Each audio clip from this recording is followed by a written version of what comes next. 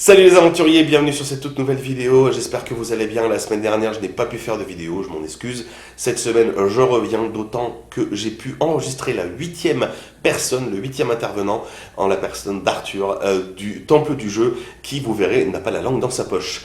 Aujourd'hui la vidéo va traiter des attentes des acteurs locaux pour 2022, que ce soit des jeux ou des extensions, sachant qu'une partie est allée au Festival international du jeu de 2022 à Cannes et a pu voir tout ce qui arrive, et d'autres non. En tout cas, j'espère que ça vous amusera autant que ça m'amuse de le faire.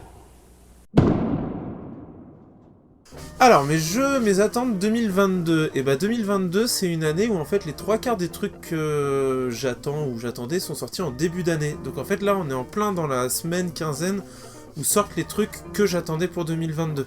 Mais typiquement, la version Jaws of the Lions, enfin, petite boîte de Gloomhaven, Dungeon Crawler, top 1 BGG, enfin voilà, classique, qui est selon moi la plus grosse sortie depuis le début de l'année.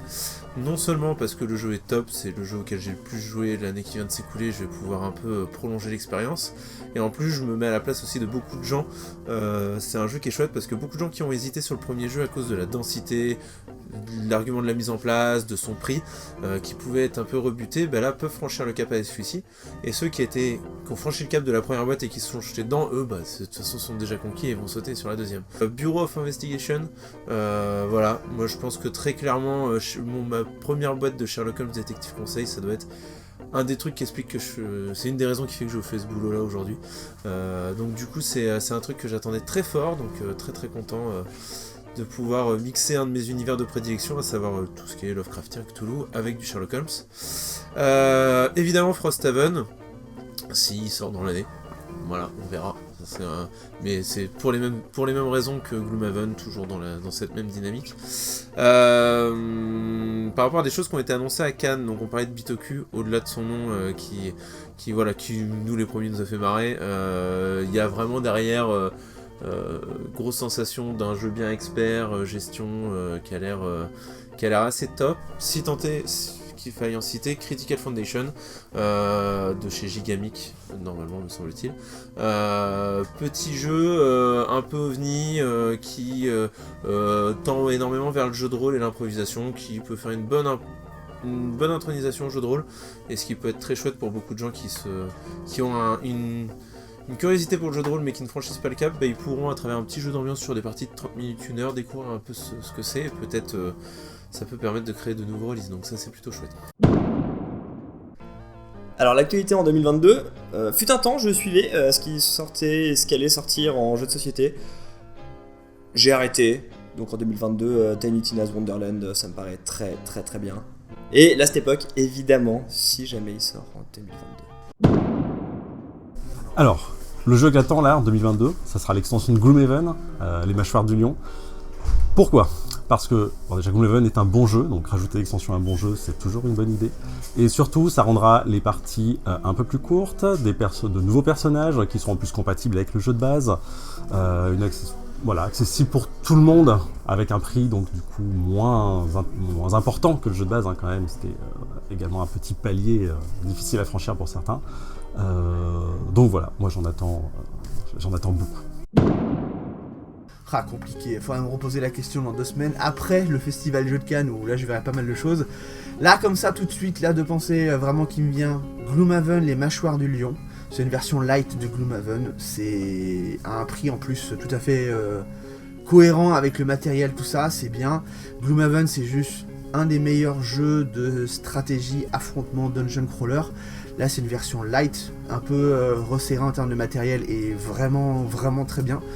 Bref, Gloomhaven, Mâchoire du Lion, ça on sait que ça va être un jeu qui va vraiment avoir un très très gros succès. Un autre jeu plus familial qui est excellent aussi, c'est Honeybuzz, que j'ai testé en anglais, qui est excellent. Un jeu qui va sortir chez Lucky Duck Game, il me semble, et qui est un jeu d'optimisation qu'on va gérer une ruche, du coup, avec des illustrations de Anne Kendrick, celle qui a fait, du coup, Einsick, je sais plus si je le prononce bien, bref, l'illustratrice des Welcome to the Moon, Welcome to Your Perfect Home, qui a fait un travail d'illustration fantastique. Honeybuzz, c'est très cool. Alors, dans les jeux que j'attends le plus pour 2022, j'imagine que comme beaucoup, il y a la réédition de HeroQuest que j'attends, parce que c'est un jeu que je n'ai pas connu et que je ne suis pas prêt à dépenser un rein pour l'obtenir, donc j'attends avec grande impatience sa réédition.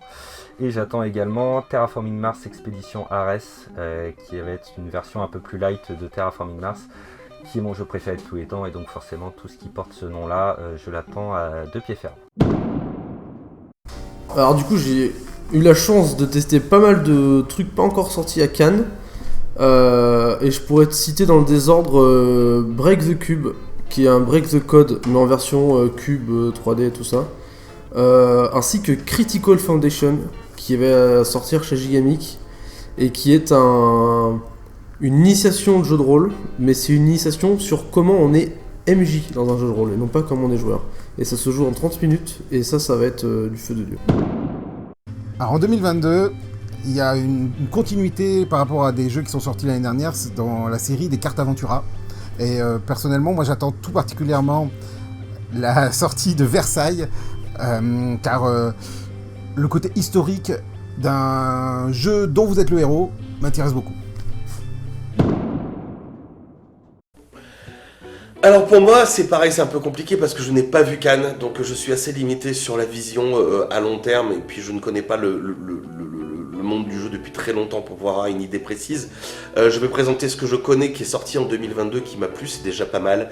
Dice Throne, qui est un jeu à 1v1, 2v2 ou 2v2v2, où on se met vraiment des grandes tatanes à l'aide de personnages variés avec des pouvoirs. Il y a des dés, il y a des cartes. Je vous ferai une vidéo très rapide.